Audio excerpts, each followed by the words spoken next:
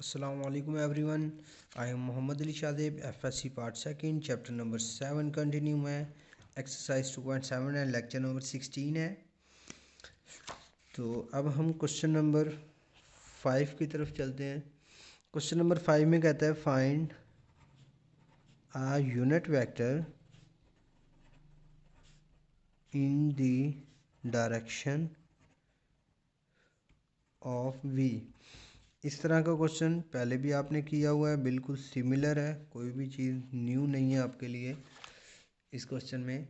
तो इसके सॉल्यूशन को देखते हैं. इसके सॉल्यूशन में हम क्या करेंगे, वी वेक्टर ले लेते हैं. ये वी वेक्टर गिवन है आई प्लस 2j माइनस के.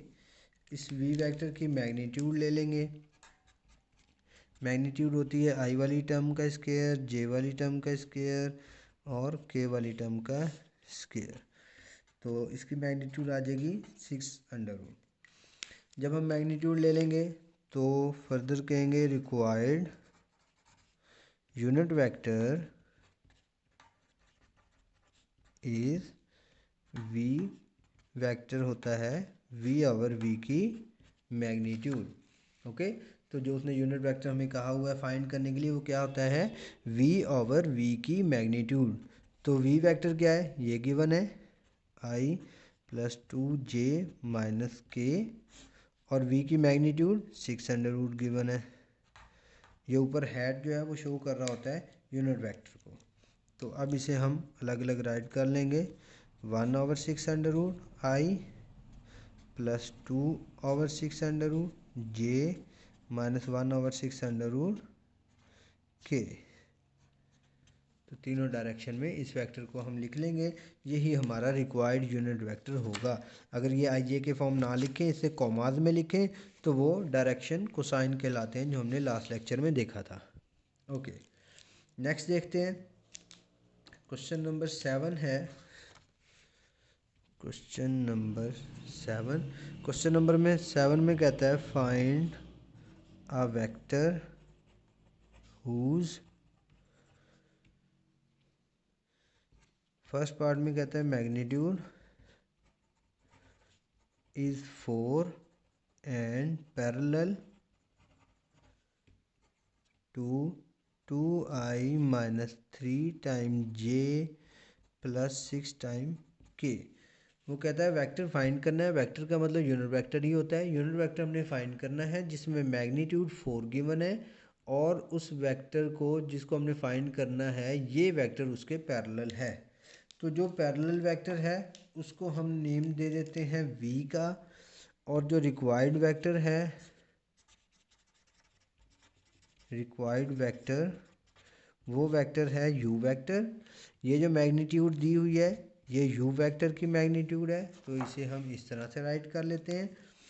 अब ये जो पैरेलल वेक्टर है ये है v वेक्टर. v वेक्टर है 2i minus 3 time j plus 6 time के.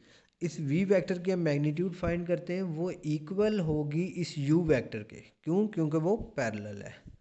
तो v की मैग्नीट्यूड फाइंड कर लेते हैं.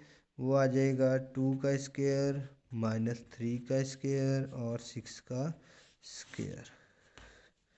तो v की मैग्नीट्यूड आ जाएगी हमारे पास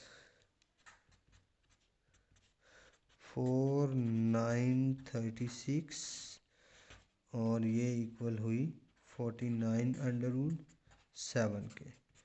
ये आ गई v की मैग्नीट्यूड. अब नेक्स्ट क्या करेंगे, इस मैग्नीट्यूड का यूनिट वेक्टर निकाल लेते हैं. वो होता है v ओवर v की मैग्नीट्यूड. तो v वेक्टर ऊपर लिखते हैं 2i माइनस 3j प्लस 6 के और उसकी मैग्नीट्यूड नीचे राइट कर देते हैं. अब ये मैग्नीट्यूड सबके नीचे अलग अलग डिवाइड हो जाएगी. तो v वेक्टर बनेगा 2/7i minus 3/7j plus 6/7k. ये आ गया हमारा v वेक्टर.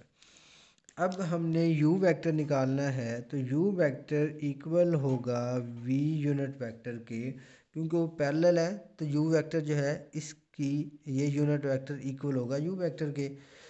मगर इसके साथ उसने मैग्नीट्यूड भी दी हुई है, तो हम इस v वेक्टर के साथ मल्टीप्लाई कर देंगे उस मैग्नीट्यूड को।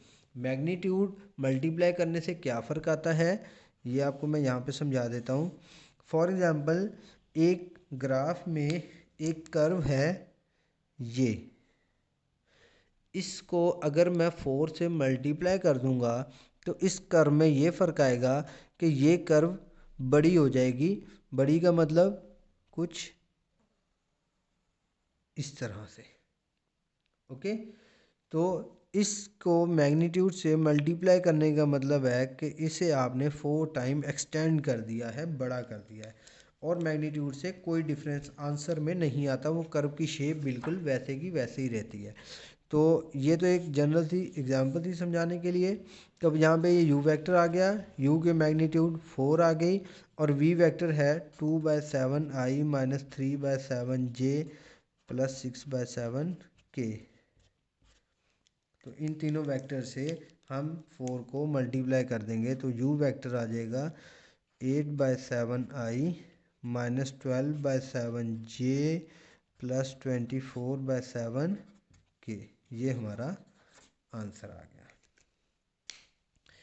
ओके, तो नेक्स्ट हम क्वेश्चन नंबर 10 देखते हैं। क्वेश्चन नंबर 10 है हमारे पास। क्वेश्चन नंबर 10 में शुरू की जो स्टेटमेंट है वो सिर्फ अपने क्वेश्चन को स्ट्रॉन्ग करने के लिए उसने बनाई है। उसने v equal to C W इस तरह की कोई टर्म हमें बता के उसने कहा है कि अगर सेम डायरेक्शन है तो c ग्रेटर देन 0 होगा, और अगर ऑपोजिट डायरेक्शन है वेक्टर की तो c लेस देन 0 होगा। ये थोड़ी सी टर्म उसने क्वेश्चन में हमें बता दी है। अब आगे जो इसका बी पॉइंट है जो हम करने लगे हैं वो इम्पोर्टेंट टर्म है, वहाँ से हमें हमारा सोल्यूशन मिलेगा। वो कहता है a is constant, a constant है, सो v वेक्टर उसने दिया हुआ है i minus 3 time j plus 4 time k, and w vector उसने दिया हुआ है a time i plus 9 time j minus 12 time k are parallel. ये उसका क्वेश्चन है। तो उसने यहाँ पे ये अपने क्वेश्चन की ग्रिप की है, इसकी हमें ज़रूरत नहीं है, बस उसने यहाँ पे कहा कि a एक कांस्टेंट है, v वेक्टर जो है वो ये है, w वेक्टर ये है, हमने ये a वेक्टर फाइंड करना है। ओके, तो देखते हैं किस तरह से होगा। बिल्कुल सिंपल सा है। सॉल्यूशन की तरफ चलते हैं। v vector i minus 3 time j plus 4 time k given है। w वेक्टर भी हमारे पास गिवन है a time i plus 9 time j minus 12 time k। तो अगर एज v वेक्टर पैरेलल हो w वेक्टर के तो डायरेक्शन रेशोज का मतलब i वाली टर्म, j वाली टर्म, k वाली टर्म्स वो क्या होती हैं, आर प्रोपोर्शनल होती हैं। प्रोपोर्शनल होती हैं, क्या मतलब प्रोपोर्शनल होने का, कि वो टर्म अगर आपस में पैरेलल हैं तो उनकी डायरेक्शन रेशोज़ भी प्रोपोर्शनल होंगी। मतलब आई वाली आई के डायरेक्टली प्रोपोर्शनल, जे वाली जे के वाली के। तो हम किस तरह से निकालेंगे आई वाली टर्म, आई वी वाली टर्म ऊपर रख लेंगे, या तो वी वाली सारी ऊपर रख लें या डब्ल्यू वाली सारी ऊपर रख लें, कोई फ़र्क नहीं पड़ता, मगर दोनों में से एक की आई जे के वाली टर्म ऊपर आ जाएंगी, एक की नीचे आ जाएंगी। तो किस तरह से होगा, यहाँ पे आई की टर्म 1 है, 1/a प्रोपोर्शनल है, इक्वल आ जाएगा -3/9 ये भी प्रोपोर्शनल है, 4/-12। आई वाली टर्म ऊपर नीचे, ऊपर आई वी की रखी है, नीचे डब्ल्यू। इसी तरह जे वाली टर्म ऊपर वी की -3 नीचे डब्ल्यू की। इसी तरह के वाली ऊपर -4 नीचे 12। ये आपस में डायरेक्टली प्रोपोर्शनल होंगी, इक्वल होंगी। तो 1/a आ गया, ये कैंसिल आउट होगी, -1/3 बना, ये कैंसिल आउट होगी, -1/3 बना। तो ये दोनों सेम आ गई, तो इसका मतलब 1/a को किसी भी एक के इक्वल रख लेंगे तो 1/a इक्वल आ जाएगा -1/3 के। तो दोनों टर्म्स को उल्टा लेंगे या a इधर मल्टीप्लाई कर लें -3 इधर मल्टीप्लाई कर लें तो a की वैल्यू आ जाएगी -3। यही हमारा रिक्वायर्ड आंसर होगा जो उसने हमसे पूछा हुआ है, a फाइंड करने को कहा गया था। ओके, इसी क्वेश्चन का सी पार्ट करते हैं। 7.2 एक्सरसाइज 16.1 एंड शीट नंबर 5। तो पार्ट 2 देखते हैं, बल्कि पार्ट सी देखते हैं। Find a vector of length 5 in the direction opposite that v vector equal है i-2j + 3k के। इस वाले क्वेश्चन में देखते हैं हम क्या करेंगे। सॉल्यूशन की तरफ चलते हैं, लेट करते हैं u वेक्टर जो उसने दिया हुआ है वो उसकी मैग्नीट्यूड 5 है, ये उसने क्वेश्चन में दिया। बिल्कुल सिंपल क्वेश्चन है और इसी तरह का क्वेश्चन अभी हमने किया भी है। गिवन क्या गिवन है, गिवन वेक्टर जो हमारे पास है वो है vi-2j + 3 टाइम k। v की मैग्नीट्यूड निकालेंगे तो मैग्नीट्यूड आई वाले का स्क्वायर 1 का स्क्वायर 1, 2 का स्क्वायर 4, 3 का स्क्वायर 9, 9 + 1 10, और जब इसे हम ऐडअप करेंगे +4 तो ये बन जाएगा 14 √ तो यहाँ पे मैंने मैग्नीट्यूड निकाल के नहीं दिखाई, डायरेक्ट राइट कर दिया है। अब v का यूनिट वेक्टर निकालना है तो वो होता है v/v की मैग्नीट्यूड। तो v वेक्टर ये है, v की मैग्नीट्यूड ये है, तो मैं डायरेक्टली इसे हर एलिमेंट के नीचे डिवाइड कर देता हूँ। तो 1/14i -2/14 √j + 3/14 √k। तो ये मैंने यूनिट वेक्टर डायरेक्टली निकाल लिया है। अब नेक्स्ट हमने क्या करना है, u वेक्टर इक्वल है u की मैग्नीट्यूड साथ में v वेक्टर। u की मैग्नीट्यूड ने 5 दी हुई है और v वेक्टर ये है 1/14 √i -2/14 √j + 3/14 √k। तो ये टर्म है, आपने इस 5 को इन तीनों i j k वाली टर्म से मल्टीप्लाई कर देना है तो वो हमारा u वेक्टर आ जाएगा। क्योंकि वो पैरेलल वेक्टर था आपस में, उसने कहा हुआ था कि वो उसी की डायरेक्शन में है। इन दी डायरेक्शन का मतलब, इन दी डायरेक्शन का मतलब कि उनकी डायरेक्शन सेम है, सिर्फ ऑपोजिट डायरेक्शन में जा रहे हैं। एक वेक्टर अगर इस डायरेक्शन में है तो दूसरा वेक्टर इस डायरेक्शन में है, ठीक है, मगर उनकी डायरेक्शन चेंज है, ऑपोजिट है, मगर वो लाइंस आपस में पैरेलल हैं। तो इस वजह से ये टर्म मैग्नीट्यूड जो है उस पर मल्टीप्लाई होगी। ओके, मैग्नीट्यूड अगेन सिर्फ उसको हायर करती है और कुछ नहीं करती। तो यहाँ पे लेंथ है, मैग्नीट्यूड का मतलब भी लेंथ होती है। अगर लेंथ की बात कर रहा है तब भी उस लाइन की लेंथ आ गई, और अगर मैग्नीट्यूड की बात कर रहे हैं तो वेव की लेंथ आ गई, बस। तो यहाँ पे इस 5 से आपने मल्टीप्लाई कर दिया, एक ही बात है। चाहे वो मैग्नीट्यूड कहे, इसका मतलब वो किसी कर्व की बात कर रहा है, अगर वो लेंथ कह रहा है तो इसका मतलब किसी लाइन की बात कर रहा है।